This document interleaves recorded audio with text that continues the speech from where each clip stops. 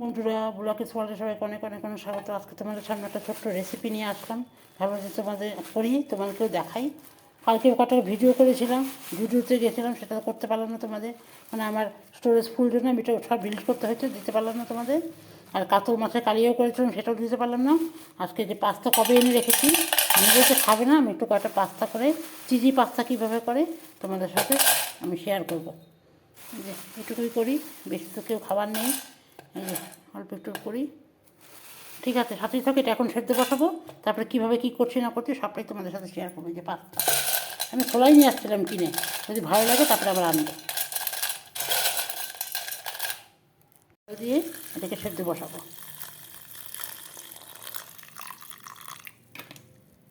সেদ্ধ বসিয়ে দিলাম, সেদ্ধটা থাক, তারপরে আমি অল্প কিছু কাটাকাটি আছে সেটা করে নিই ফটাফট, তারপর আসছি আবার। পাস্তার মধ্যে কী কী দেবো সব বের করে নিলাম। ক্যাপসিকাম দিব, গাজর দিব, টমেটো দিব, গাজর দিব, লঙ্কা দিব, আর পেঁয়াজ দিব। এটুকু দিয়ে আমি করব।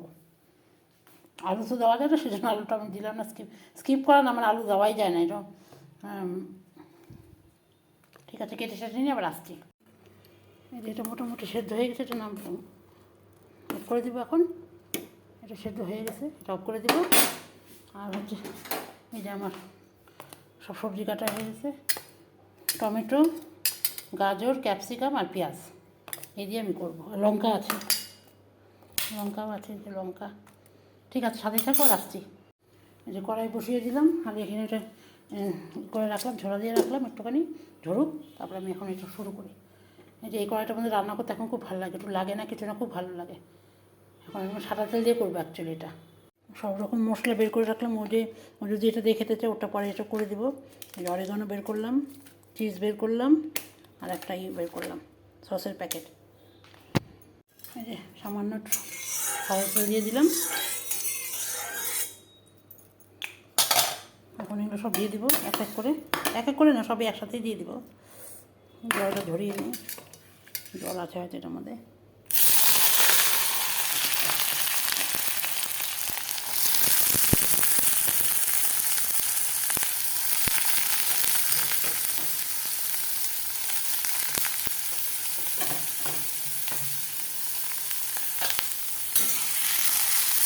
শুধু লবণ দেবো, হলুদ তো চাইনিজ খাবার তো হলুদ লাগে না, সেটা তোমরা সবাই জানো।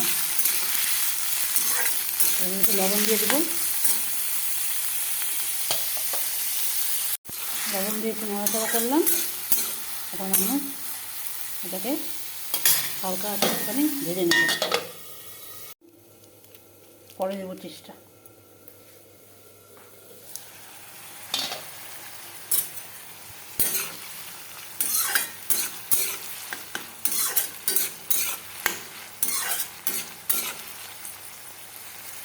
এর কিন্তু রসুন কুচি দিতে হয়, এই জন্য এই প্যাকেটের মধ্যে যে সব ছিল এটা আমি দিয়ে দিলাম।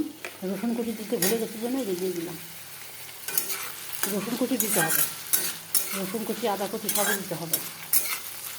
চাইনিজ খাবারের মধ্যে তো রসুন আদা মাস্ট দিতেই হবে। এই মশলাগুলো আমার ঘরে ছিল, তাই একটু একটু করে অল্প অল্প করে দিয়ে দিলাম। এটা একটু দিলাম, আর এটা একটু দেবো। চাইনিজ তো ভালোই লাগবে খেতে। অল্প অল্প দিলাম, বেশি না, পুরোটা দিলাম না।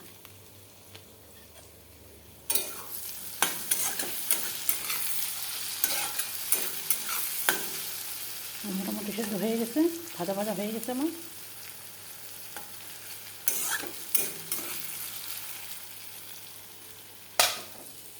আমি এটা দিয়ে দেবো।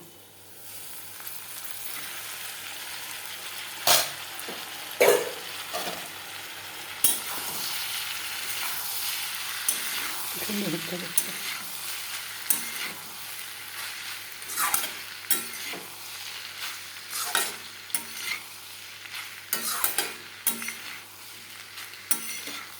এরপর আমি চিজটা দিয়ে দিব, আর একটুখানি তেল দিব, আর অরিজিনালটা দিব, বাকি হয়ে যাবে আমার।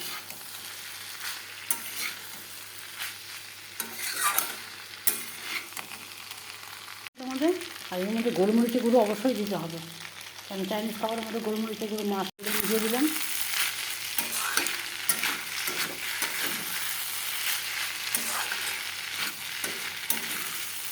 মোটামুটি আমার কমপ্লিট। চিজটা দিব, পিসটা দিয়ে ঢেকে রাখবো। ঠিক আছে, তোমাদের সাথে একটা রেসিপি শেয়ার করলাম। তারা কীরকম লাগলো অবশ্যই বলবে। কারণ পরের দিন আবার নতুন কোনো রেসিপি নিয়ে অবশ্যই আসবো বা ভিডিও নিয়ে আসবো। সবাই তোমরা খুব ভালো থেকো, সুস্থ থেকো, সাবধানে থেকো। আজকের মতন টাটা, সবাইকে ভালো থেকো। এটাও দিয়ে দিলাম, দেখো অরিগানোটা দিয়ে দিলাম। এখন আমি পিসটা দিব, ছেড়ে ছেড়ে পিসটা দিব। পিসটা আমি এখন এরকম করে দিয়ে দিব।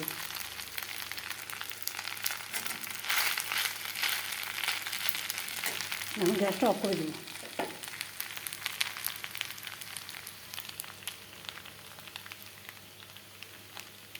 পিসটা দিয়ে এখন ঢেকে রাখবো এটা।